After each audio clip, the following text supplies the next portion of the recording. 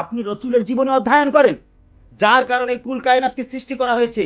তিনি এমন একজন নবী, সর্বকালীন তাকেই সৃষ্টি করা হয়েছে, পৃথিবী সৃষ্টি করা হয়েছে, ওনাকে সৃষ্টি না করে কিছুই হতো না। উনি সালাম, কোন সাহাবি আগে সালাম দিছেন করে কোন হাদিস পাওয়া যায় না। সঙ্গে রসুল এই সর্বপ্রথম আসসালামু আলাইকুম বলছেন।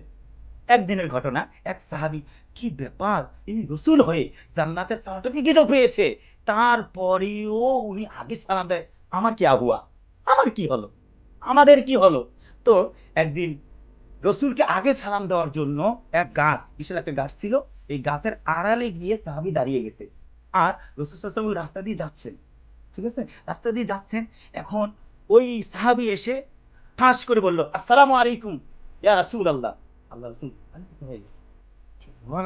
হ্যাঁ, সালাম দিল। তো সালাম দাও ভালো কথা, আমিও সওয়াব কামাই করতে চাই, তুমিও সওয়াব কামাই করতে চাও, তবে এভাবে না, ইসলাম এটা শিখায় নাই। তুমি সরাসরি সামনাসামনি এসে সালাম দাও।